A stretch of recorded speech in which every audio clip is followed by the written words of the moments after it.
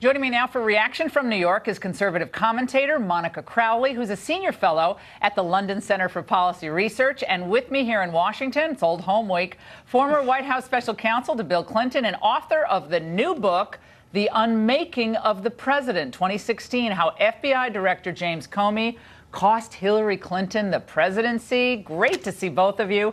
All right, I gotta play this soundbite for both of you before we get too far into this segment.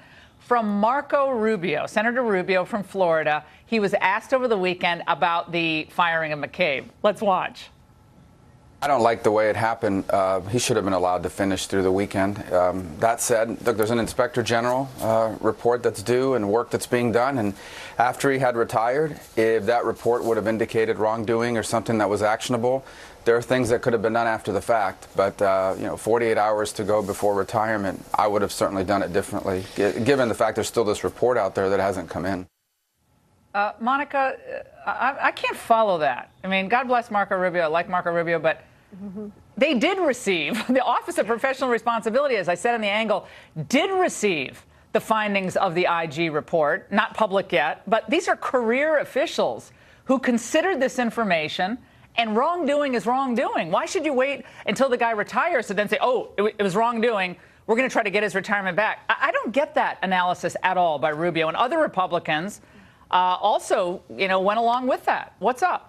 Well, I like and respect Senator Rubio as you do, Laura, but his comments there tell you exactly why Donald Trump is the president of the United States.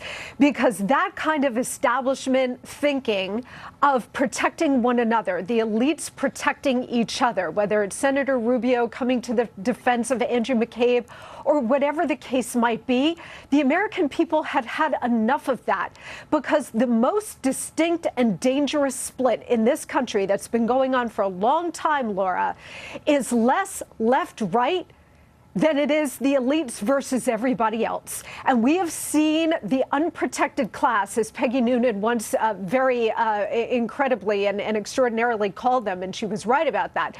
The unprotected class has been in revolt now against the elite ruling class. So Senator Rubio's comments there about, well, he may have committed provable crimes, but he still should have been able to retire with full benefits and with respect. No, we are a nation built on the rule of law. You either have rule of law that's extended and applied to everybody equally, or you don't. And if you don't, then you don't have a country. There's got to be some consequences. That was the point I tried to make in the angle.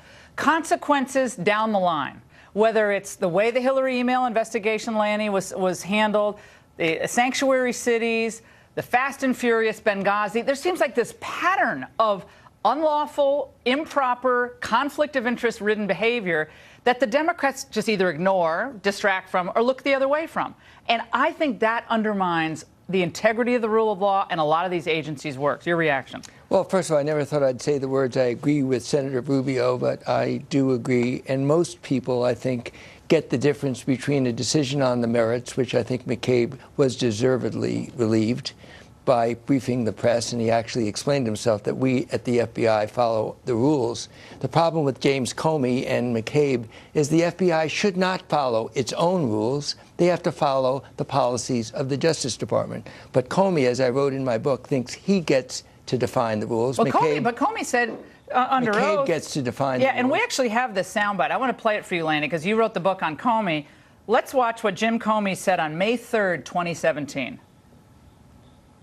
Director Comey, have you ever been an anonymous source in news reports about matters relating to the Trump investigation or the Clinton investigation? Never. Question 2 on relatively related. Have you ever authorized someone else at the FBI to be an anonymous source in news reports about the Trump investigation or the Clinton investigation? No. Who's lying, Lanny? One of the two is not telling the truth or has a terrible case of amnesia. But being someone as meticulous as Comey is in his dress and the way he carries himself, how could he misremember that? Or McCabe isn't telling the truth. Well, first of all, they get to make their own rules because they think that their power is unto themselves. Jim Comey knew that when he wrote that letter on October 28th, he was violating 50 years of Justice Department policy.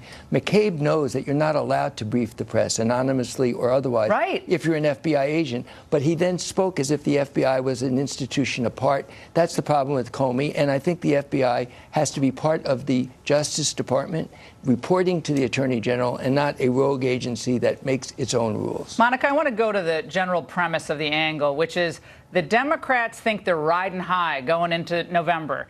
But I think that innate sense of fairness that the American people have, and I think it's inside of us. It's a part of our DNA. You saw it with what happened with the Clinton investigation. It ended up backfiring on Republicans. What about this, given the fact that so many other bad actors have been given basically carte blanche to walk away? Well, I think the American people, Laura, know that given enough time, history reveals the truth. And I think we're seeing the truth unfold now. And my understanding is that this initial McCabe firing is just the tip of the iceberg, and there's a lot more to come that's even worse than what we've heard so far. It may also hold true, Laura, that Mr. Comey and Mr. McCabe may be subject to subpoenas, and then we'll see how that'll unfold.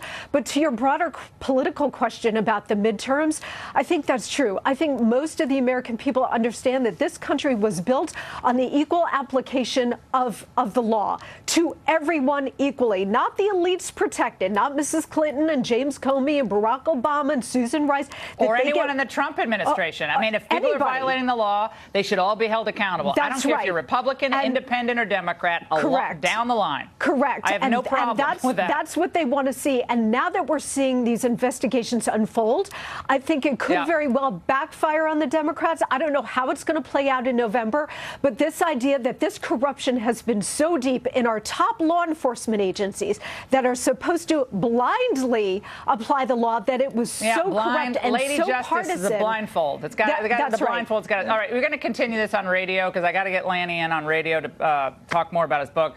A great segment. And I have a question, guys. Is the deep state really out to get the president? Well, we're going to get the inside scoop from a retired FBI assistant director and a retired agent next. And coming up, the IRS finally fesses up to exploding tax fraud committed by illegal immigrants. We have the details.